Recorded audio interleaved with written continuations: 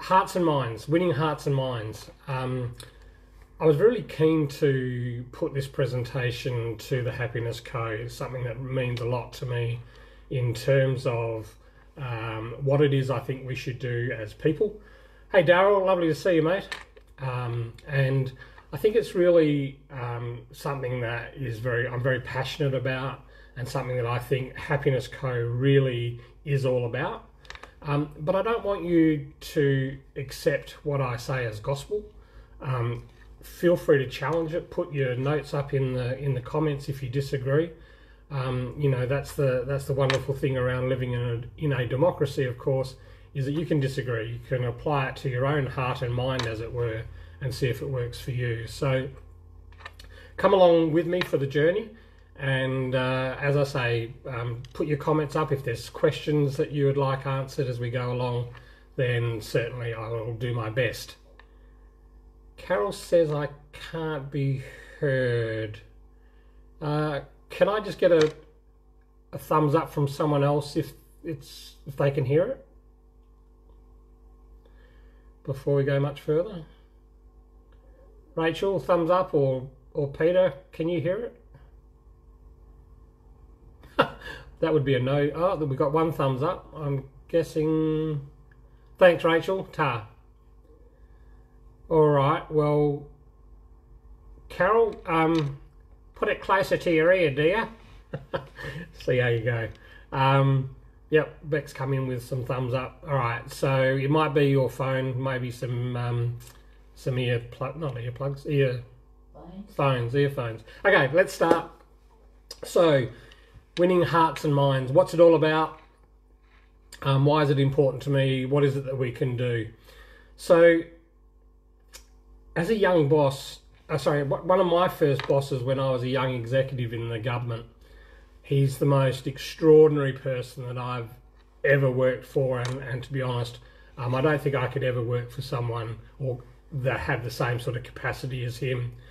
And it was interesting when Mark was talking the other night, he said how important it was for us to have these mentors, to have these people that we can turn to. And when Mark was talking, Bob was very much that person to me.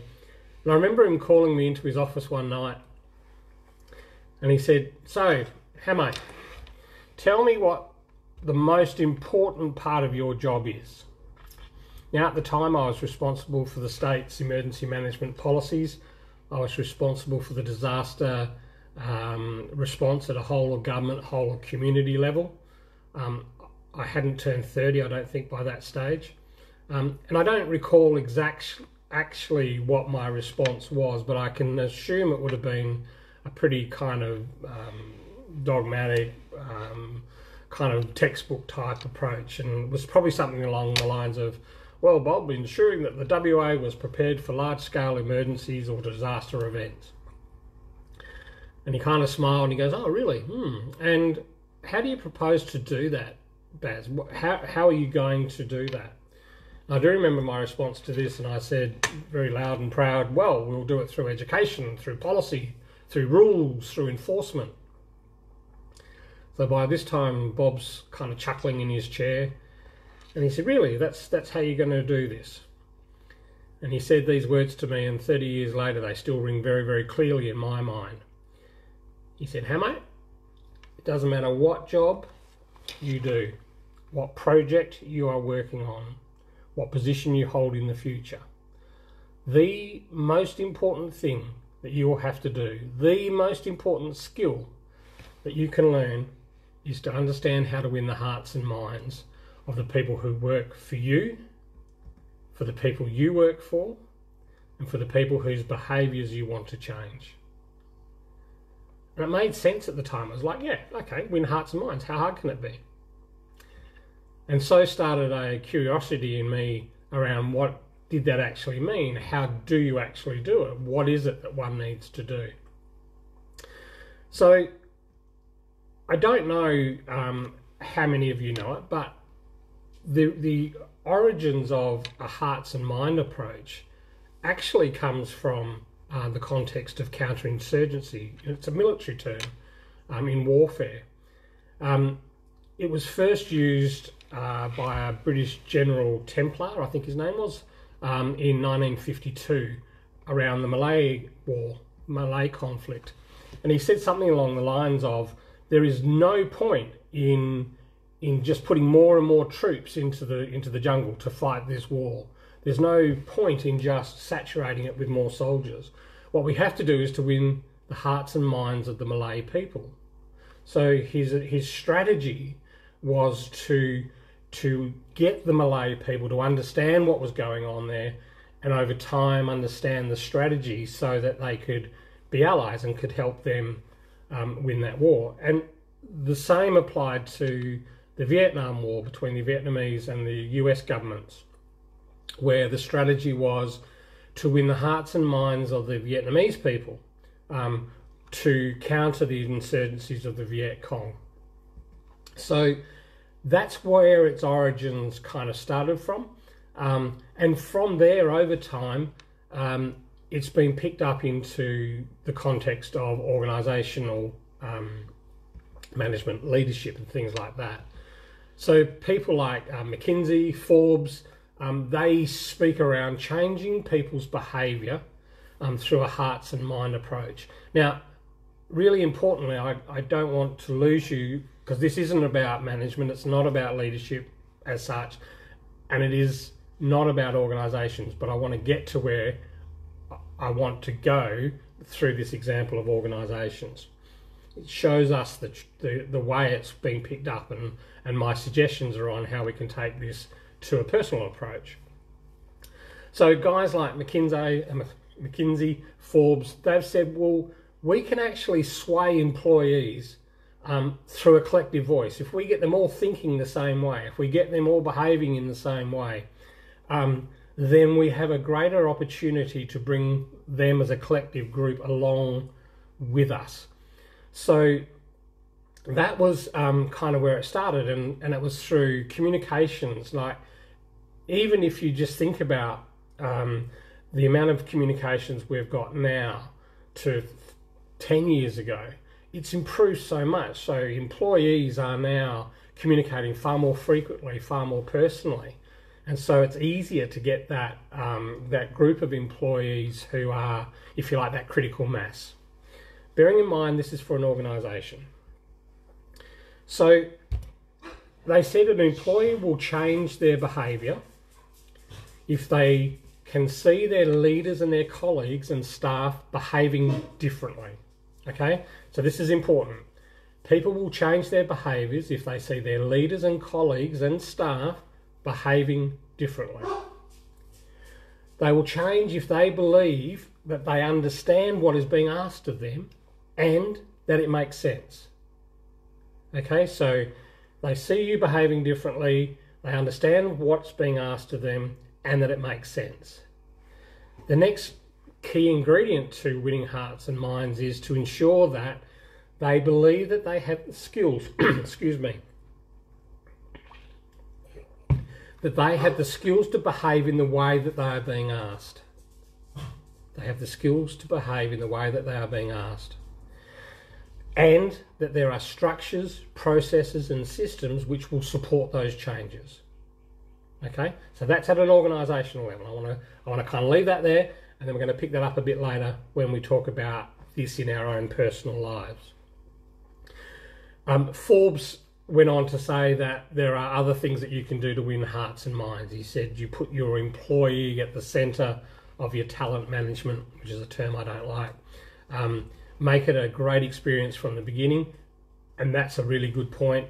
It's about leadership, and it's around moving beyond quotas and targets and things like that. This is a people's business. This is what Hearts and Minds is all around. It's a people's business. So all of that relates specifically to organisational leadership, and their focus of course is around staff retention and profit margins for shareholders and all of those kind of things. But just think, if we were to incorporate those same sort of practices into our day-to-day life, into our social context, how much better off I think it will be. And we'll look at that in a little bit more detail. I just want to look at if this is around changing behaviours at an organisational level and then taking it out into a personal level, imagine if we could do that with happiness, joy, love. So this is why it excites me, because I believe, and this sounds a little kind of Pollyanna-ish, but this is a way in which we can literally change the world, and that's what Julian espouses all the time. Nothing of what I'm saying is something that I'm perfect at. Far from it. I need to work on this all the time. And there's no set formula for success. It's not like something you can grab this little recipe and take it away and use it. You've got to develop those skills and hone them. But I think it's worthwhile.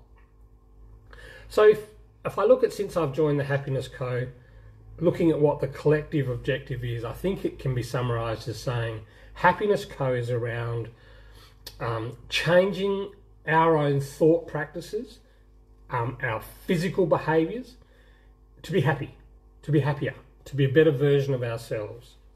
But we also know that in looking after ourselves, loving ourselves, that impacts positively on the people around us. So this whole concept of Happiness Co is, it's about self-improvement, but how good do you feel when you go onto the Happiness Aid site and you see a post, Katrina Richmond talking about her music today, someone else talking about the sunsets, and that rubs off on us. That's around winning hearts and minds. Their behaviour is impacting on us. The problem that I think we have sometimes is often when we see someone down or we see someone that needs help, we try to make them happier. We'll do that by saying something that will make them happier. It might be a joke, give some advice, offer some support, a hug. And all those things will definitely help. I'm not suggesting that we shouldn't do those things. I mean, we all know that little shot of oxytocin that we get when someone gives us a hug. And when this damn virus is finished, God, I can't wait to get a full shot of oxytocin. That's what I'm really looking for. But, perhaps all those things only last as long as that person is saying those things, doing those things, are within your company. And actually what we're doing it is to that person rather than with that person. So don't get me wrong, helping people is noble. That's what we should do, absolutely. But I want you to consider this for a minute. What if I'm telling that person something? So I'm giving them advice, I'm telling them to be happier, come on, we can do this, doing all those supportive things. But let's just suppose for the moment that whilst I'm saying all those things that I'm suggesting are actually juxtapositioned to how we are actually in that moment. So we're not deliberately or disingenuous trying to fake it, but we've got enough skills and knowledge to know what to say, what to do, but we may not be doing what we are advising. So I'll give you this by example. I've been privileged to mentor staff, and some of those relationships, those mentor relationships, have lasted well beyond the employment relationship, and some of those people I still see today. But I know there were times when I was giving advice. I know there was times when I was saying things, and in the back of my head I'm going, perhaps Baz, you should be doing that too. It's good advice. Perhaps you should actually do it. So it becomes a problem when the person that you're talking to is seeing that disconnect. The words make sense, but the non-verbal communications, that's not making sense at all. And so we start to lose our authenticity, our reliability, all of those kind of things. So it's important that it's not a case of do as I say and not what I do. We have to be consistent in our voice, but also how we behave as well. I remember many years ago, I was having a heap of trouble with one of my members of staff. I was really young. He was on the eve of retirement. He was quite highly ranked. By nature, a churlish, grumpy old man. Really difficult to work with. Resented me as a young buck in the department being his boss. As a side note, he used to play fullback in the AFL. I think in those days it would have been the VFL, and his nickname was Killer. And he had great delight in reminding me of that all the time. That he, don't you forget, they used to call me Killer. Anyway, I was discussing Killer with my coach at the time, and he asked me to draw up a table with 2 columns, piece of paper, 2 columns. And in the first columns, he said to me, I want you to list all the things that Killer does that annoys you. Well, that was easy. I mean, breathing, coming into the office, where I could see him, anything. So I started writing these things down. He said, no, we're going to restrict this to 12 things that really, really annoy you. And that was easy. It was simple, like bang, done. And then he said to me, okay, good job. Now on the second column, on the right-hand column, I want you to write down all the things that Killer has to do to remedy those things on the left-hand column. All the things that you would like him to do to rectify those things. And I remember just like, it was like all this burden came off my shoulder. I suddenly had a plan. I could identify what annoyed me. I had strategies to take to him and say, you need to do these things. This is how you need to behave in the future. So I gave the list to my coach, and I'll never forget this. He grabbed the list that had the 2 columns in it. He was very meticulous. He used to, have his little cardigan on, and he folded it up. Went down to the table, just excuse my back for a sec, and he tore it into 2 pieces. This piece had all the bits on that, the things that annoyed me, and these were all the things that I wanted Killer to change. And he took this bit, screwed it up, threw it in the bin, and he said, Barry, this is what I want you to do. These are the actions that I want you to take. Well, I got to tell you, that didn't go down a treat. I was furious, mortified, offended. Pick any word you like. I can remember being really, really angry with him at the time. And I said to him, were you not listening? This is his problem. This list these are the things that he needs to change. And he smiled. He used to drink tea out of his fine china, and he sipped it and he said, yep. It might be that they are the things that he has to change. But Barry, you have no power to change those things. Simply asking him to change them isn't going to work. But you can change. And as a result, you might see some changes in his behaviour as well. Now, I know for many of you right now, and if you want to disagree, that's fine. This will be a red flag to you. It'll be like, no, you don't change yourself for anybody. Be true to yourself. Be authentic. If people don't like you, then, well, cut them from your life. Get rid of them. And to a degree, I'm not...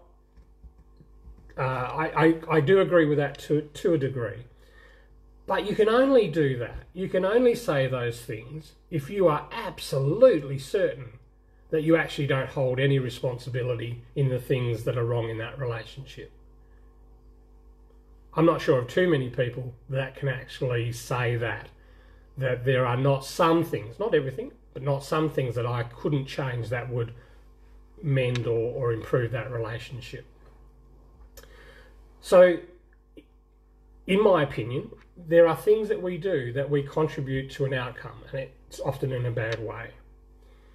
And the thing that I'm kind of wondering about is it actually your authentic self, or are you acting how you think that role is? So if it's a management role, for example, do you have your little manager badge on and go, well, I have to act as a manager and I have to behave in this particular way. I'm a leader, I have to behave in this particular way. And it may even expand to, well, I'm a father. Now I'm a father, I need to behave as fathers do. Whatever that is.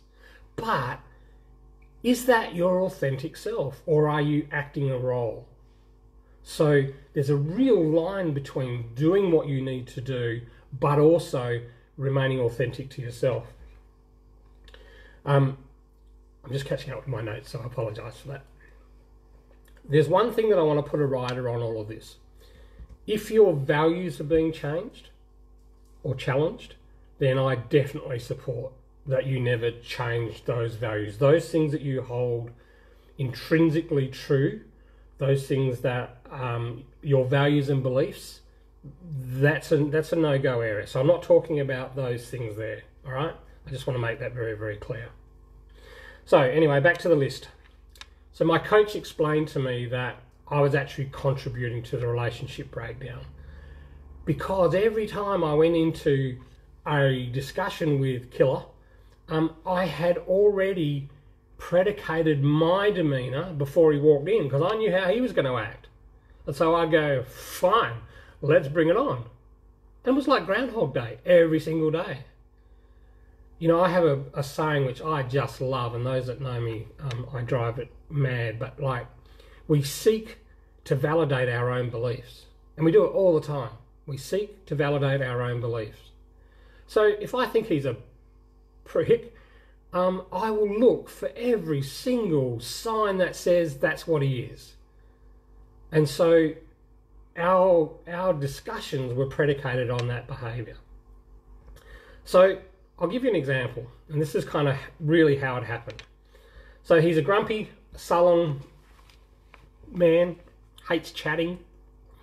He appears on my office one morning. There's a smile between the two of us, or it's kind of like a grimace between the two of us.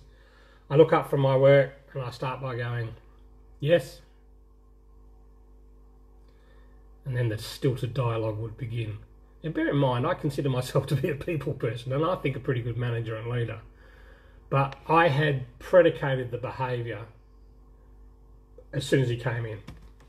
So, the following day, or the following Monday, he appears in my office. He's still grumpy, still sullen. There's a passing of smiles again, grimaces. But this time I start by saying, so, how was the golf over the weekend? Put on a smile. Well, as you can imagine, he just about dropped dead. Yummed and ahed for a little bit. And he kind of blurted out, oh, yeah, it was good. Thanks. Now, don't get me wrong, it was still a very stilted conversation. The dialogue was still very, very stilted. But, and I guess he was suspicious of what I was doing, absolutely.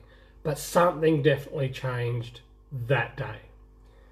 Progress was slow, and I started looking at all the other action items that I had on my coach's sheet. The things that I'd written out for him to change, I was starting to change. A lot of these I did through gritted teeth. I got to tell you, I wasn't a happy boy. But we got there in the end. We actually got there in the end. We ended up with a professional, cordial, at times even friendly working relationship. And sometimes I go, yeah, but I did all the changing. That's not fair. I did all the changing. But the reality is he did too. In time, he changed too. So a lot of what happened, in my boss's terminology, was won the hearts and minds of Killer through my behaviour. So on a more personal level, I've always wanted my wife to be more loving, more demonstrative. I'm sure all of us have had this thought in a relationship, particularly those like us who have been married for over 35 years. The problem was, if that love wasn't forthcoming, I'd sulk, retreat, resent, isolate. Now, that's not a really easy person to love, doing those things. And so she would show even less love, which is understandable. And so the dance begins, that awkward downward spiral, that dance of a fractured relationship. So as I've changed, as I've got stronger mentally, as I've started to understand me, that's not that person being a young executive within government, Baz, Hamo, as I've understood myself more, then so too she has, in terms of being a more loving wife as well. And the question I keep on asking myself is, why didn't I do that earlier? 30 years ago. And I don't know the answer to that. Stubborn, wanting to be right, single-mindedness, hurt, I don't know. And I've often thought, well, why didn't she do it first? probably for the very same reasons, none of which actually matter.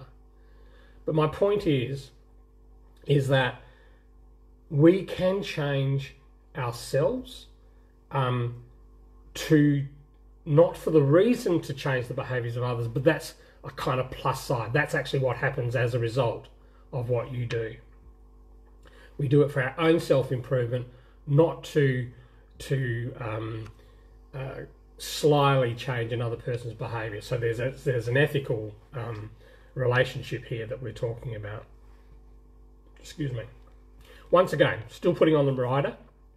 If your safety or your values are compromised, if your morals are compromised, then it's a non-negotiable spot. So if we can accept that to win the hearts and minds of others is actually to simply reflect our own behaviours, what is it that we need to do? So let's go back to what McKinley and Forbes said. So take you back to the organisation. And they said that for an organisation to win the hearts and minds of its staff, they have to see their leaders and colleagues behave differently, understand what's being asked of them, and that it makes sense, that they think they have the skills to undertake it, and that there are structures and supports. So let's look at those things now within the context of our personal lives. There's nothing to stop us taking those exact things and putting them into a personal or social context. And we can distill these things into a similar list.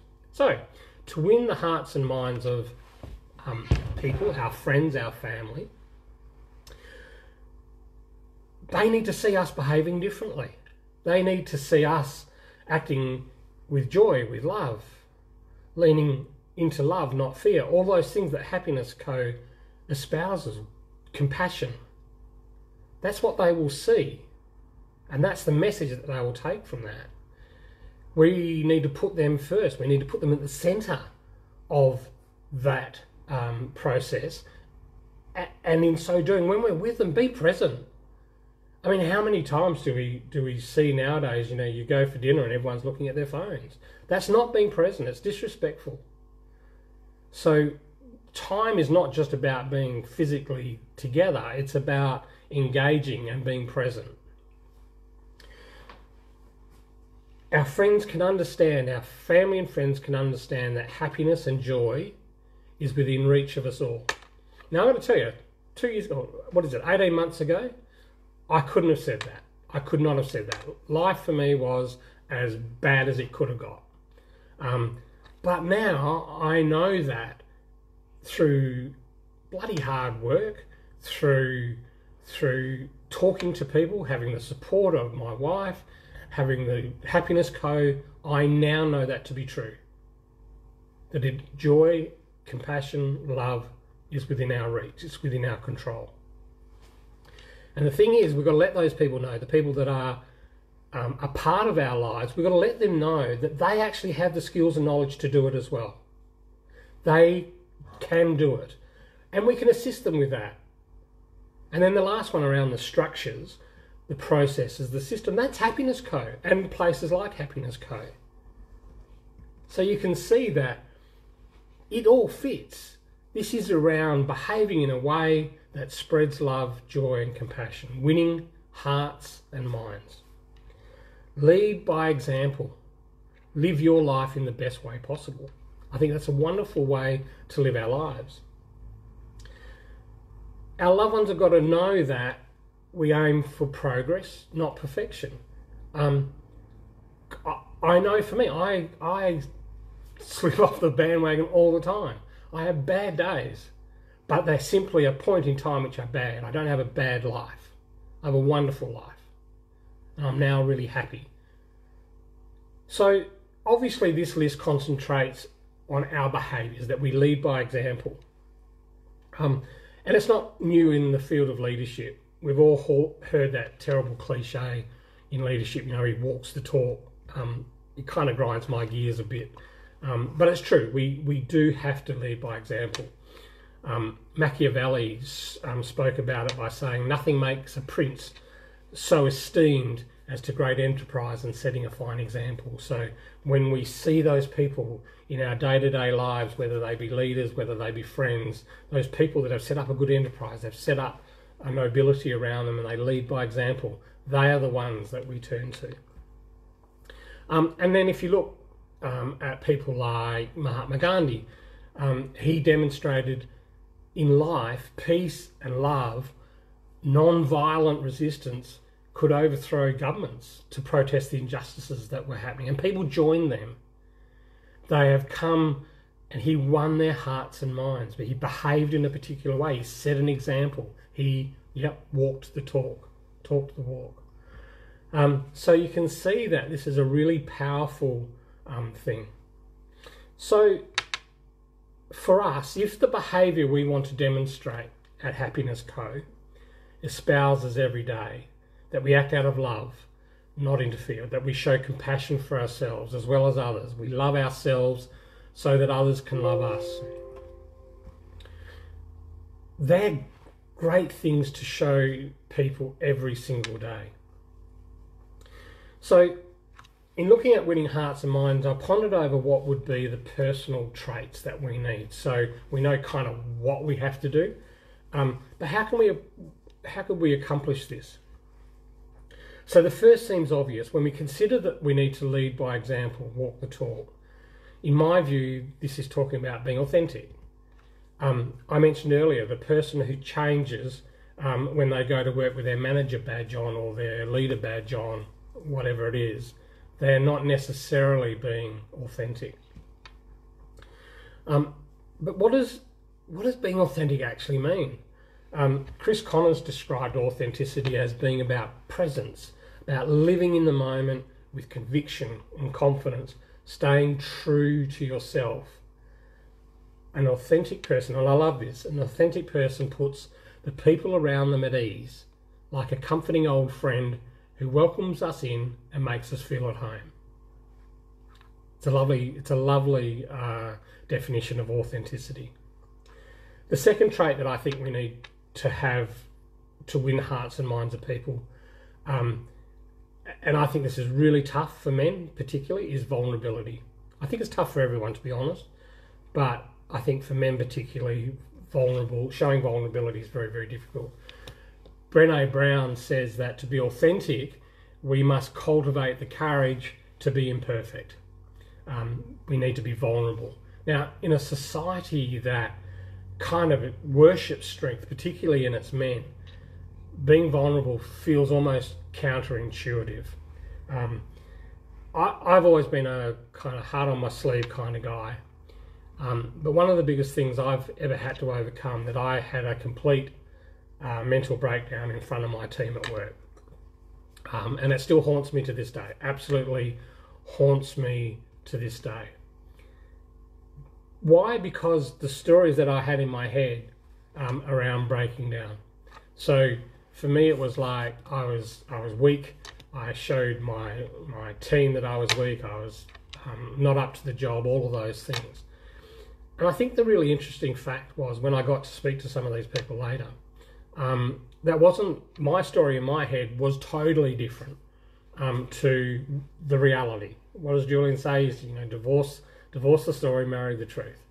So when I spoke to them, they said, actually, when we saw you in that condition, so broken down, it actually made us think, gosh, he is human. He has got a heart. He's not tough. He's not, he's not imperfect.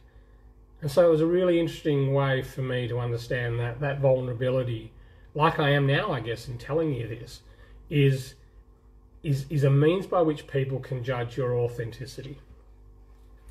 It also showed a side of them that I didn't think they have. I didn't think they liked me. I didn't think they cared for me at all. And interestingly enough, that was something that I learnt, that they did show compassion. Maz Delacerna says that putting yourself out there, taking that leap and showing vulnerability takes a lot more courage and strength than to keep quiet and do nothing. And that's absolutely dead right. The third trait that I wanted to talk about is reliability. This is a multifaceted trait. and one that can easily undo all of the other good work through a simple slip up. Being reliable will mean different things to different people, and I totally understand that. But if you say you're going to meet someone at 10 a.m, be there at 9:55. Being punctual is a sign of reliability. If you say you're going to do something, do it. Be reliable. Follow through with what you say you will do and do it on time.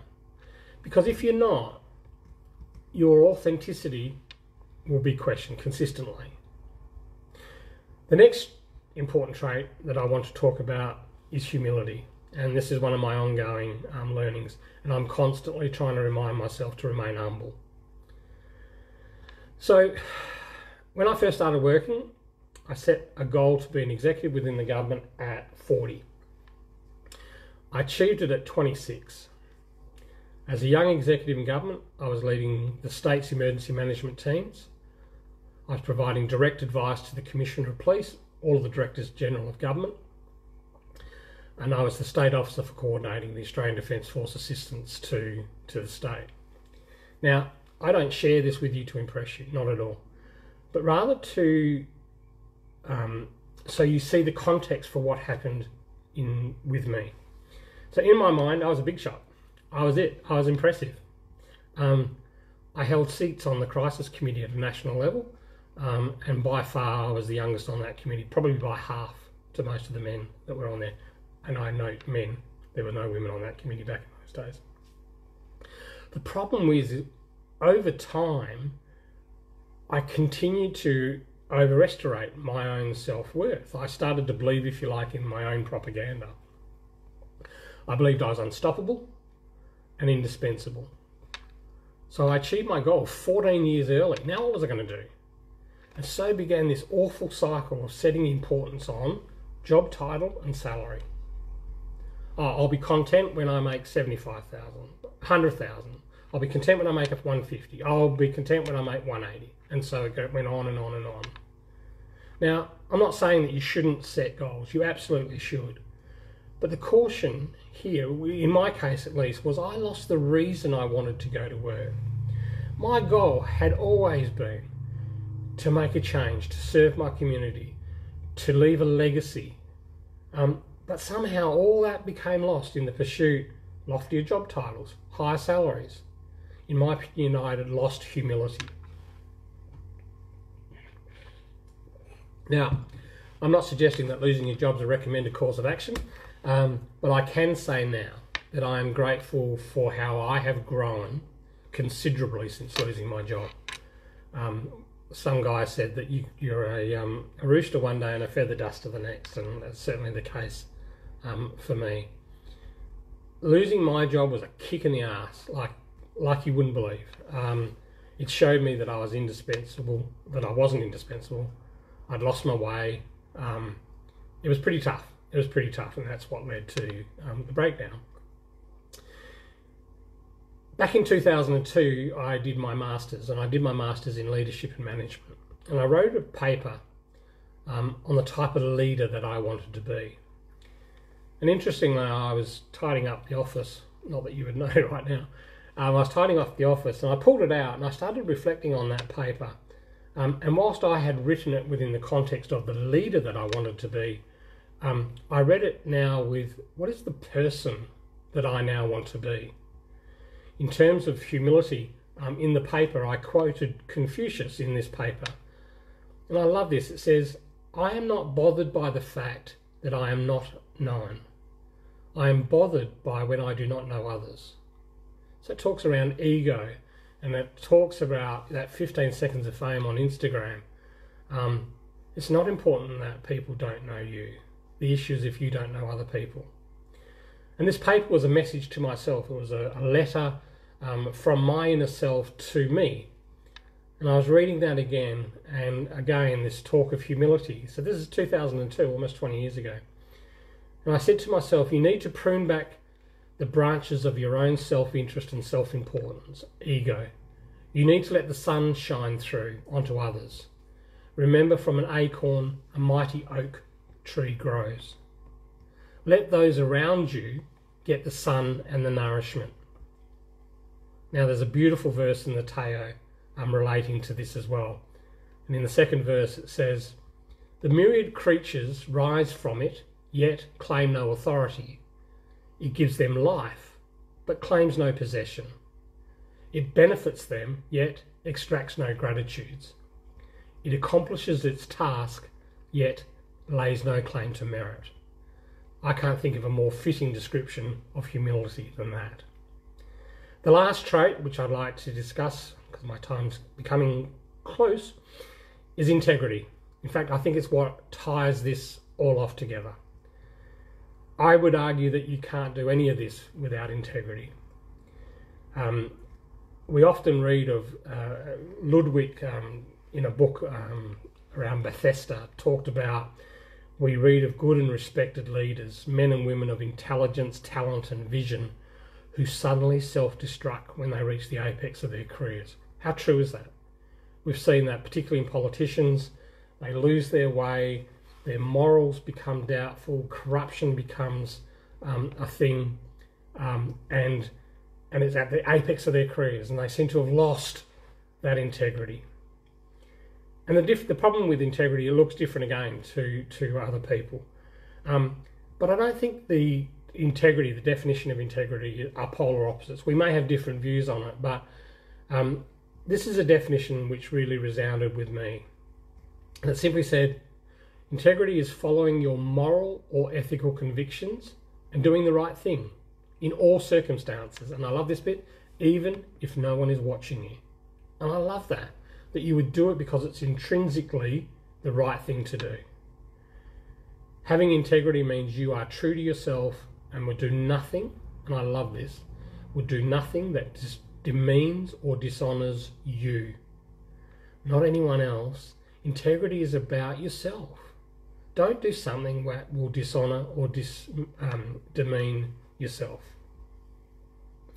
So, my opinion is that we can indeed win the hearts and minds of people by focusing on those key points and traits that I've outlined. And I wanted to finish off tonight with what I think is a beautiful piece, and again, written in the Tao.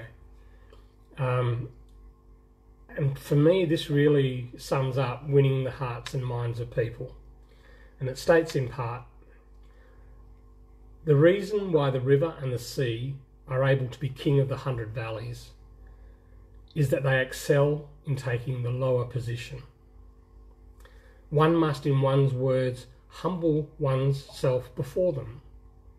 One must follow behind them. Therefore the sage takes their place behind them, yet is no burden, takes their place ahead of the people, yet causes no obstruction." I think it's beautiful. I really hope you've enjoyed tonight's presentation, and I would ask that you at least give some thought to how you might win the hearts and minds of the people that are dear to you. And I hope that you do it with reliability, authenticity, vulnerability, humility and respect. Love you all, and thank you so much for the opportunity, Happiness Co, for me to actually make this presentation tonight. I hope you've enjoyed it. Thank you.